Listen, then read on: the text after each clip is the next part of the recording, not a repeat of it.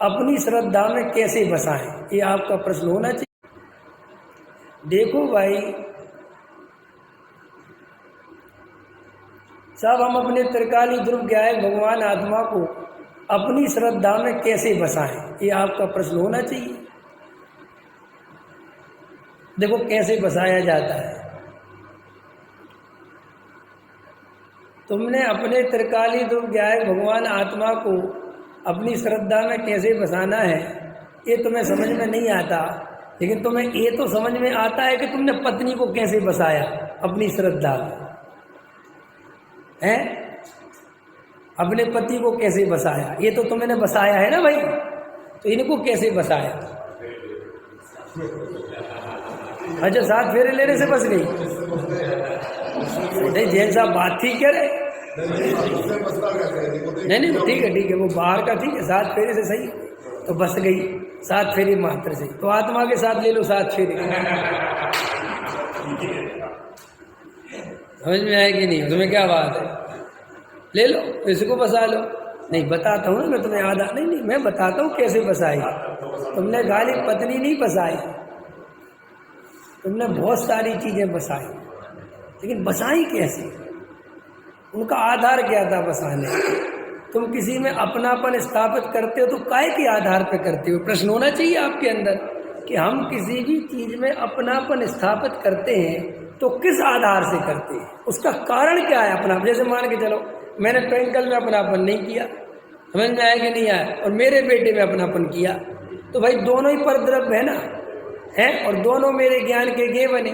तो टिंकल में अपनापन क्यों नहीं किया और बेटे में क्यों किया, जबकि बिल्कुल भिन्न प्रॉपर्टी है कि नहीं? देखो उसके पेट भरने से मेरा पेट नहीं भरता है क्या? उसके और 100% मुझे पता है कि जैसे जैसे बड़ा होता जाएगा इसको मेरे कोई लेना देना नहीं, ये बराबर है ना, वो अपने सुख के लिए आगे बढ़ रहा है ना। फिर भी मैं ये कह रहा हूँ कि मेरी श्रद्धा में वो कैसे बस गया और तुम क्यों नहीं बसे, इसका आधार क्या है बताओ विजय जी, तार्किक विद्वान। क्यों हुआ? अब अपनों से अपना बन जे तो वही बात होगी, मेरे घर के सामने उसके घर के सामने दोनों आमने सामने, ऐसा थोड़ी। ये अपनापन आया कैसे? हाँ बताओ, लगाओ बुद्धि।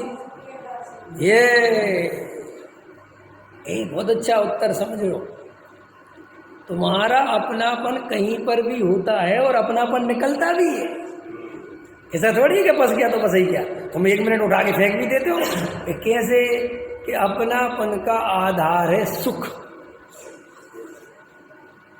तुम्हें जहां सुख भाषित हो जाए बड़ा तुम अपनापन स्थापित कर सकते। अब ये आत्मा में अपनापन क्यों नहीं हो रहा?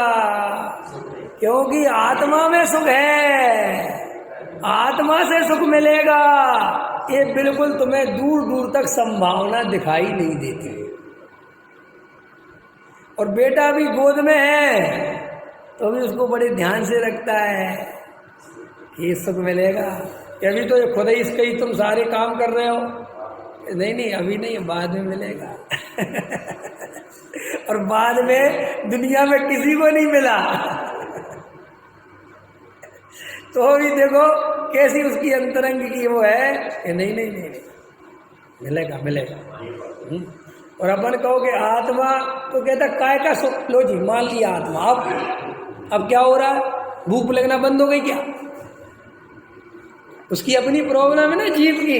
क्योंकि देखो जीव ये कहता है कि हम तुम्हारी आत्मा को स्वीकार करने को राजी हैं कि कब, कि हमें भूख लगना बंद हो जाए, शरीर में रोग होना बंद हो जाए, समझ में आया कि नहीं आया, सारे टंटे मिट जाए, तो हमें कोई दिक्कत नहीं, हम आत्मा मान लेंगे। ये तुम्हारी आत्मा मान भी लेते टंटा तो एक भी नहीं मिटता। अंदर समझो उसकी समस्या क्या है, अपन को ध्यान देना पड़ेगा अपनी समस्या क्या है भाई। इतने आचार्य समझा रहे, इतने मुनिराज समझा रहे, ज्ञानी समझा रहे, रोज पढ़ रहे, रोज सुन रहे, लेकिन वो जड़ पदार्थों में से सुख बुद्धि टूट नहीं रही और आत्मा में सुख बुद्धि आ नहीं रही। देखो भाई बात क्या है, ये थोड़ा ज्वारी जैसा काम है। पर द्रव्य का तुम्हें अभ्यास है, भले ही क्षणिक अभ्यास है, भले ही उनसे क्षण भर का सुख मिलता है, लेकिन तुम्हें उनमें से कुछ मिलता हुआ दिखता है, और ये अनादिकाल का अभ्यास है। समझ में आया कि नहीं आया?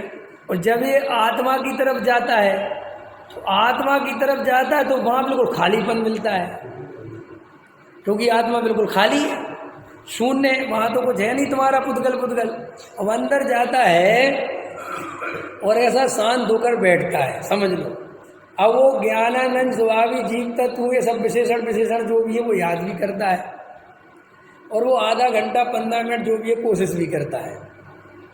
अब वो लेकिन देखता है कि ना तो कोई इच्छाएं रुक रही, समझ में आया, ना कोई विकल्प रुक रहे, ना कोई विकार रुक रहा, और भूख को लगाई। समझ में आया कि नहीं आया? तो वो कहता है ये आत्मा काय काम की है, ले दे के वो रोटी काम आ रही, तो वो फिर रोटी की चक्कर में फंसता है। अब फिर वो जितनी भी इच्छाएं हैं वे उसकी आत्मा में जाने से मिटती नहीं, तो वो उसको ये समझ में आता है कि यार आत्मा में कोई सुख नहीं है, क्योंकि वो सुख काय के आधार से समझता है कि इच्छा मिटे तो सुख। समझ गए क्या कह रहा हूं मैं? अब व्यवस्था कैसी है, इच्छा बाद में मिटेगी, पहले दर्शन मोह मिटेगा। अब उसे इच्छाओं का परिचय है जीव को, परिचय काय का है? इच्छाओं का, कि भाई इच्छा उत्पन्न हुई, बात समझ में आ रही है नहीं? इच्छा चारित्व मोह का दोष है कि दर्शन मोह का? चारित्व मोह का, दर्शन मोह का नहीं। दर्शन मोह की तो श्रद्धा है। अब चारित्व मोह, और उसको सारा इसलिए ये दर्शन मोह सुरक्षित क्यों रह जाता है अनादिकाल से? क्योंकि वो रास्ते में पहले चारित्व मोह पड़ता है, दर्शन मोह नहीं पड़ता। अब वो चारित्व मोह पड़ता है तो चारित्व मोह उसे सब कुछ दिखता है।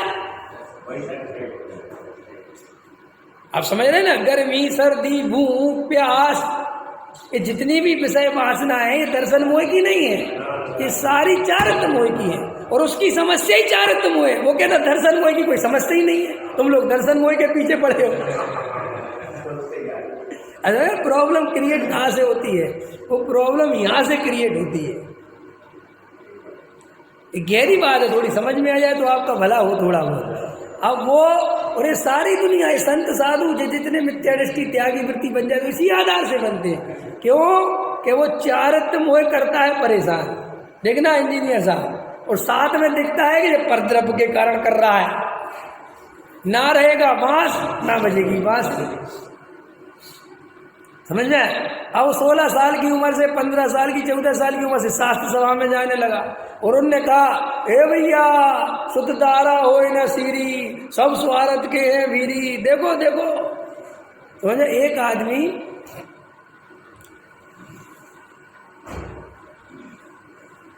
एक पार्टी में गया, उसकी शादी नहीं हुई थी, समझ में आया? तो 20 साल हो गए, तब उससे पूछा कि तुमने शादी क्यों नहीं की, कुंवारे क्यों रह गए? तो उसने कहा एक बार जब मैं 20 साल का नव युवक था और मैं एक पार्टी में गया, और वहाँ पे एक शादीशुदा जोड़ा आया, और उसकी पत्नी का, समझ में, उसकी पत्नी पे मेरा पैर पड़ गया, और उसकी पत्नी को ऐसा लगा कि उसके पति का पैर पड़ गया, समझ में? तो उसने जो पलट के कहा, गुस्सा दिखाया, और मैंने कहा सॉरी। उसने कहा ओ मैं समझ रही थी आप मेरे पति हो क्या?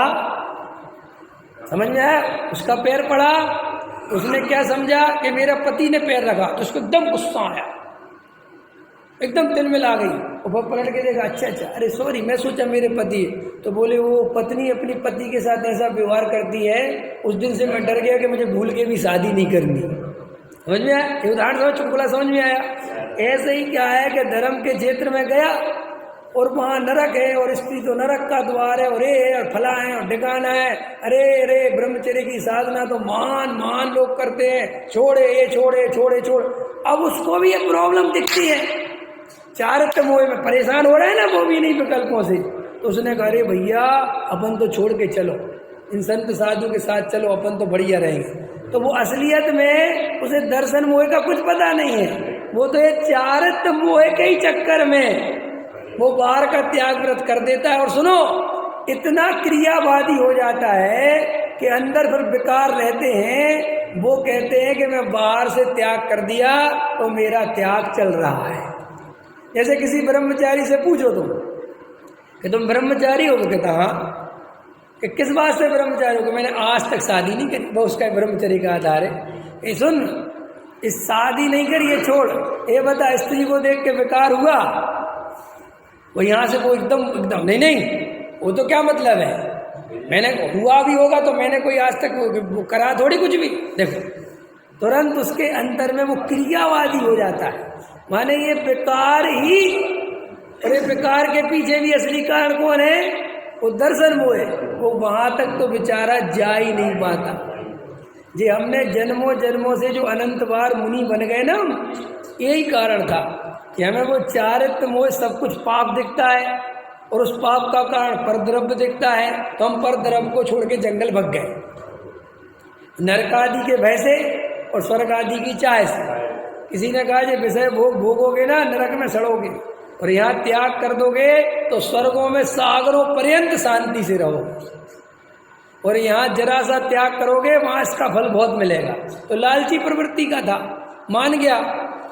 अब आपकी और हमारी प्रॉब्लम यहाँ से क्रिएट बन रही है कि हमें मिथ्यात्व के नाश में रस नहीं है, इसलिए लोगों को मिथ्यात्व ज़्यादा समझ में नहीं आता।